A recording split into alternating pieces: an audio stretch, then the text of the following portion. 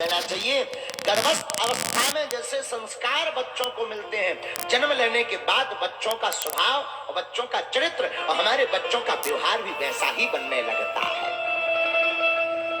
अब तो एक नियम कम हो गया, हम आपको बता दें। पहले के समय में बालकों के जब संस्कार होते थे तो एक संस्कार होता था अन्नप्राशन।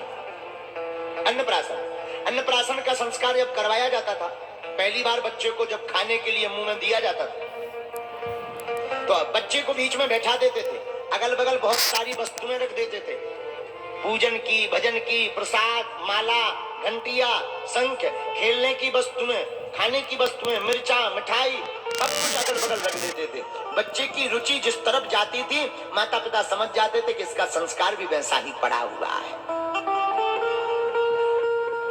बालकों का संस्कार सुधारना बहुत आवश्यक। जितने भी माता पिता यहाँ बैठे हैं, हमारी प्रार्थना है अपने बेटा और बेटी के संस्कारों को जरूर सुधारो।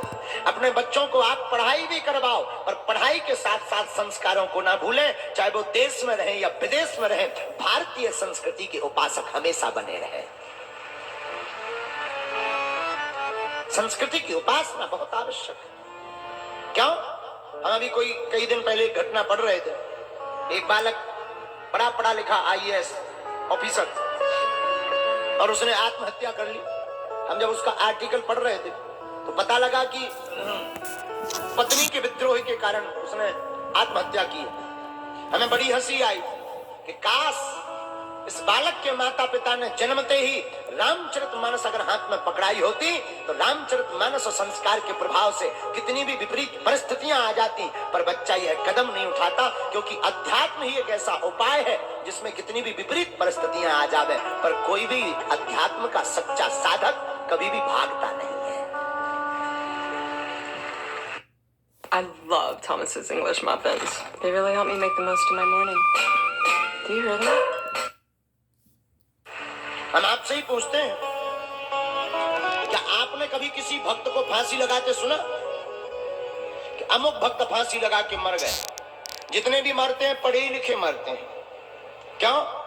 क्योंकि पढ़े लिखे तो होते हैं लेकिन संस्कार और संस्कृति से हीन होते हैं। जो संस्कार और संस्कृति से हीन होता है वो ऐसे छोटे मोटे कदम उठाते हैं, लेकिन जिसके अंदर संस्कार कूट कूट कर होता है उसकी जिंदगी में कितनी भी परेशानियां आ जाएं वो रामचरितमानस से सीख लेता है कि राम के जीवन में भी परेशानियां आई परंतु भगवान राम हटे नहीं, डटे रहे, और जो डटा रहता है परेशानियों से मुकाबला वही करता है।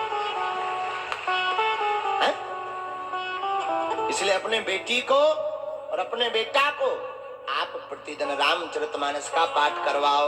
बोले क्यों? रामायण पढ़ेगा बालक तो बढ़ेगा, संस्कारों को सीखेगा। रामायण में वो पढ़ेगा क्या? प्रातः काल उठी के रघुनाथ,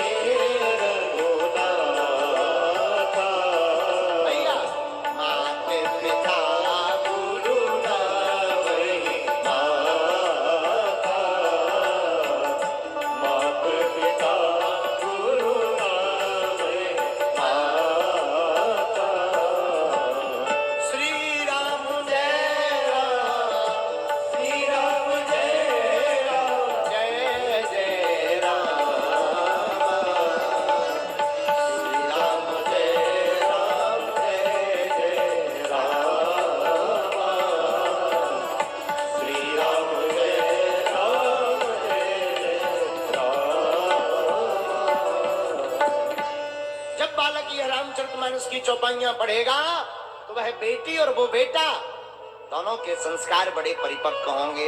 वो भी प्रातः काल उठ करके माता पिता को प्रणाम करेगा, गुरुजनों को प्रणाम करेगा, सीखेगा। एक बार में नहीं, दो बार में नहीं भी सीखेगा तो पढ़ करके कम से कम समझेगा। अब आजकल के बच्चों को तो प्रणाम ही करना नहीं आता। हम गए मुंबई में एक अमीर आदमी के घर गए, गुरुजी आइए आइए आइए। हमने कहा जी चलिए चलिए। अब वो अपने बच्चे से बोला, अच्छा खासा बड़ा 16-17 साल का लौंडा। अब वो आया, गुरुजी को प्रणाम करो। वो जैसे ही आया, हेलो। हम गई ठटरी के बारी, हेलो। हम आगे के लगे क्रिकेटर है, मूड धर पांव पर क्या होता है? हम कहे तुम्हारी छटनी। हमें बड़ी गुस्से आई। हमने कहा बताओ, हमने उसके बाप को समझाया, उनका बताओ तुम में इतने संस्कार है, लड़का में 2 गुना नहीं है। बोला गुरुजी क्या करेंगे, अंग्रेजी स्कूल में पढ़े। हमने कहा क्षमा करिए, पढ़ाइए जरूर अंग्रेजी, लेकिन बोलने दीजिए उसको संस्कृति। बच्चों को पढ़ना है अंग्रेजी दो, लेकिन मूल में हमारी संस्कृति छिपी रहने दो। और हमारी संस्कृति जितनी सुंदर है भारत में, उतनी सुंदर दुनिया में उतनी सुंदर कोई भी संस्कृति नहीं है। भारत का संस्कृति का मानने वाला व्यक्ति जब मस्तक पर तिलक लगाकर चोटी बांध करके और धोती पहन करके जब किसी भी एयरपोर्ट पर उतर जाता है तो बड़े बड़े रईस, बड़े बड़े बाबू जिनकी अरबों खरबों की संपत्ति है उनकी तरफ कोई नहीं देखता, लेकिन 10 रुपया का तिलक और 5 रुपया की कंठी माला और 100 रुपया की धोती पहने हुए व्यक्ति को देख करके सब कुछ चौंक जाते हैं। ये हमारी संस्कृति का गौरव है, हमारी भारतीयता का गौरव है।